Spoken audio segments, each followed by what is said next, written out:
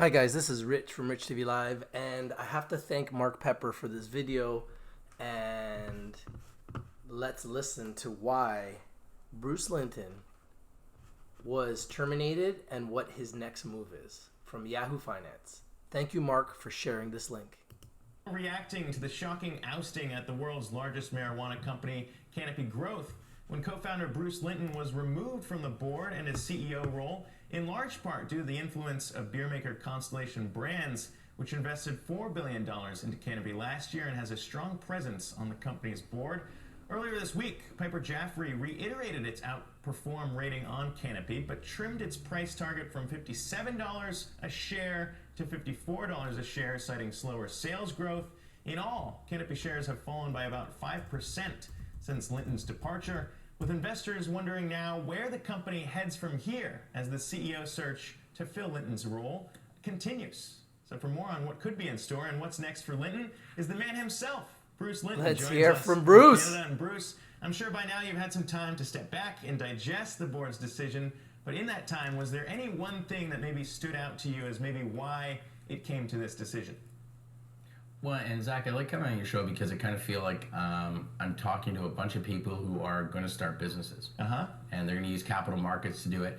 So stuff you learn by living. Many companies that trade on exchanges are measured on earnings per share every 90 days. Right? That is the rhythm they're supposed to be in, and what's supposed to happen is the earnings per share is supposed to increase every 90 days.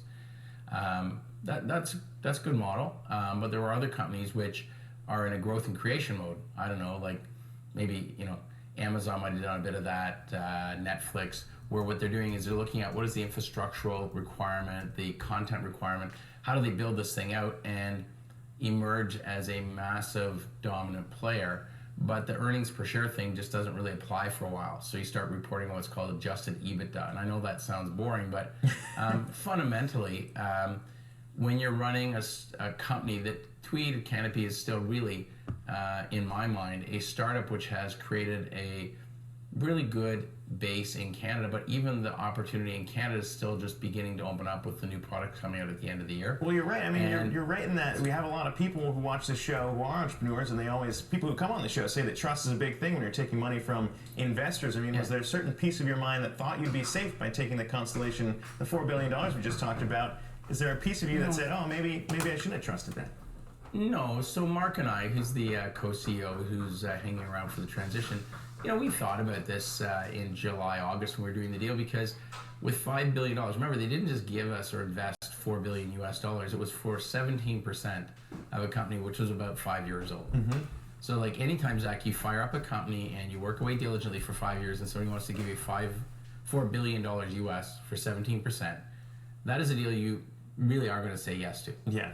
And that comes with a few strings, and one of them is that the majority of the board, if you get that kind of deal, will become the source of the capital because they got to keep track of their capital, which will mean the bias will be towards whatever that might be. And in our case, I was of the view this is a rocket ride that will measure earnings per share sometime, but not in immediately required time. And I have $4 billion US in the bank, so the point of that is to spend it. Yeah, no, I mean, you mentioned that too, and you kind of had the same freedom, and we can talk about the Acreage deal that you kind of had sealed up there, because that's a similar thing when we heard from Acreage CEO Kevin Murphy saying he couldn't turn it down. You guys came to him with a great offer, so he went with that, but we'll get into that in a sec.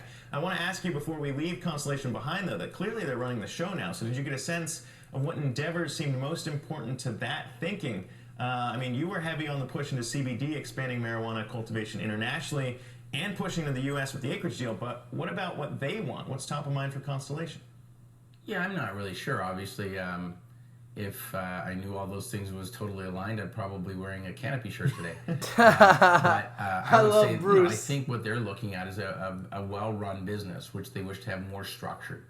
And listen, I have this idea that massive creative energy focused on a field that's just coming out of prohibition should be measured on intellectual property achievement, novel creations of products, because those will be the branded differentiated good versus a rolled joint, and that all these things come with a big cost. And how much is it worth? Call me in 5 years, I'll tell you. All right, fair enough. That is not exactly a rigorously run business. That is a kind of go for it really hard, and that's more my operating mode. I think it'll be a much more disciplined business, and frankly, if I was interviewing for it, I'd be probably one of the weakest candidates they'd have, because that is not my skill set to manage to an EPS model and tweak it by pennies. Yeah, I mean, let's talk about that skill set too, though, because as you mentioned, I mean, you're more of the entrepreneurial type. So when you look at what you might want to do now, I know you have the non-compete when it comes to Canadian cannabis businesses, but when you look to the U.S., there it is, the non-compete, guys. You might want to work can't with, compete. maybe bring through the growth stage right now. They got him tied up. Well, so there's I have an email which is genius. It's bruce@brucelinton.com. Super hard to keep track of, but it's getting filled up with a whole bunch of things that people think I should be involved with. So I'll look at some cannabis things. I am also looking at things like 5G and how that can affect things. I'm looking at AI. But I'm also trying to back up a little bit, and that's what I'm doing for the next week, to say, like, the reason I started a cannabis company is it was fairly evident there was going to be this big change, and there were going to be winners and losers, but there was going to be an overall net growth. Sure. And so I'm trying to look at and say, what other macro things are happening around the planet from public policy, whether it's trade policy, trade wars, or whether it's global warming, and there's going to be differential patterns in oceans, and that will mean there are winners and losers by geography and activities. And so I'm trying to look at a lot of these things and say, when you're applying your time, you should actually make sure there's a macro trend to which you can attach a number of actions that will turn into a business. Sure. And so while I'm interested in cannabis, yeah, I'm interested in all those other topics too. Well, when you look at those right now, I mean, in the cannabis space, I mean, clearly, if you have an email like that, I mean, is there anyone out there in the cannabis space that you're interested in working with? I mean, that has reached out to you that you would be potentially weighing? Now, Zach, if I told you the answer, you would never have me back, because you'd say he's the stupidest guest ever.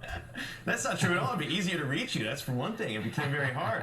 No, so I will be involved in the cannabis space, but I need to be selective, and I'm not going to kid myself. Like, Canopy was a $100 million market cap 4 or 5 years ago, and it became, in US dollars, 15, 16 billion market cap.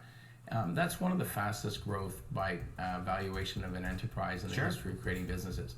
I don't think I'm going to get that twice, so I need to be fairly selective, and where I go, I will want to make sure that I can have direct influence and that it's going to be a success. So I'm going to be quite thoughtful in reviewing them. All right, well, it sounds like, I mean, it might be on the smaller side there, so we'll leave that for now. But I mean, one of the companies that you are involved with right now, Martello Technologies Group, we've seen shares in that company up 375% since you said just last week that you were going to be helping them out, and that really took off. They had to say that there's no real material change here other than the fact that you said you're going to be helping them out. I'm surprised you're not wearing a Martello shirt today. I mean, is that what you're going to be doing? I don't want it to get too hot, right? Like, so Martello is a very nice company. Everybody who listens to this show is, they're streaming stuff. They're dealing with video calls. They're dealing with video conferences. They may or may not have a phone or an IP phone on it. We make all that stuff way less annoying and functional. And we do it for corporations around. Did you hear what he said? He didn't want it to get too hot. Did you hear that? So I've been leaning in super That's hard a clue. to say, guys, let's. You can buy companies by talking to one at a time, or you can sign 3 or 4 or 5 up and make it binding on them, and then figure out which one you want to buy. You can raise capital in different ways. So what I'm doing is just taking some of the things that I've learned in a little bit more of my standard, put the screws in as fast as you can. And I think that one, I've been involved with that business for 6 years. And so what I really want to do is make it into a solid, serious business, which could either make a good home in a private equity firm or be a bigger market capital company. But right now it's just push, and I like that. Well, regardless push. Went last week, I'm sure it's got to feel push. And boom, shares are up that much. But yeah, well, you know what we're gonna do? I'm gonna take that shirt. I'm gonna get some lacquer or something and paint it up, and so that we're going to put it up on the wall, because I think that shirt's worth about $50 million. Well, I'm going to send you a Wi-Fi PM shirt is what I'm going to do. $50 million shirt. All right, well, thanks so much, Bruce Linton. Appreciate you taking the time, sir. Our hero. Thank you. Bruce Linton, my hero. My hero. Honestly, he's my hero. Now, let's just take a look at CGC, Canopy Growth.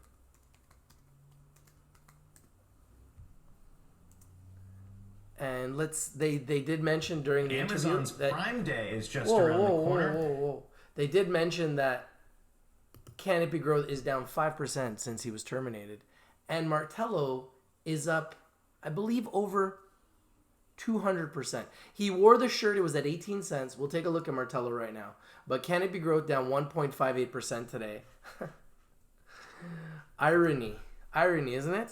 And then Martello... That was a very interesting interview. That was the first time I've actually seen that interview, to be honest with you. And what he did say was he didn't want it to go up too fast and get too hot too quick. And he also said that right now it's push, push, push. Did you hear that? Ooh, that is a very, very, very good interview. So from 18 cents to 64 cents, let's do the quick math. So 18 to 36 would be 100%. And then another 18 plus 36 is 46. That's 54. So that's 200%.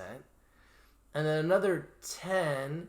So we're up like over 200% here on Martello. Well over 200% since he wore the shirt. And when it hit its high of 96 cents on this run,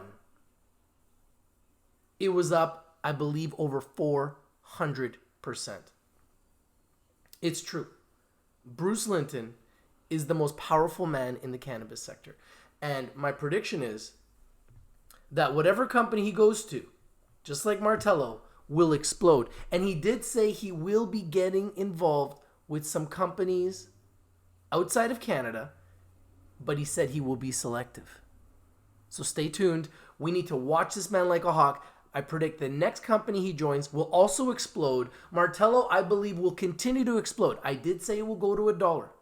It has gone to 96 cents from 18 cents. My first video was at 26.5 cents. We are now at 64 cents. I predict this will go to $1 and beyond. You heard it here first from your boy Rich. Thank you for watching. Hit that like button, subscribe, hit the bell for notifications. I just set up a new a new Twitter account.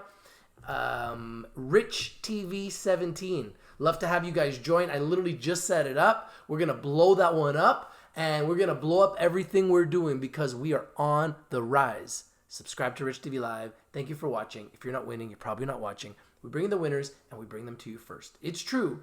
We brought you Martello Technologies. We are watching Bruce Linton like a hawk. Whatever he joins next is going to be the next big winner. So stay tuned. If you guys hear something, you got to let me know so I can let the people know. And remember, if they win and you win and I win, we all win. It's true. This is your boy Rich from Rich TV Live, and I'm out. Peace.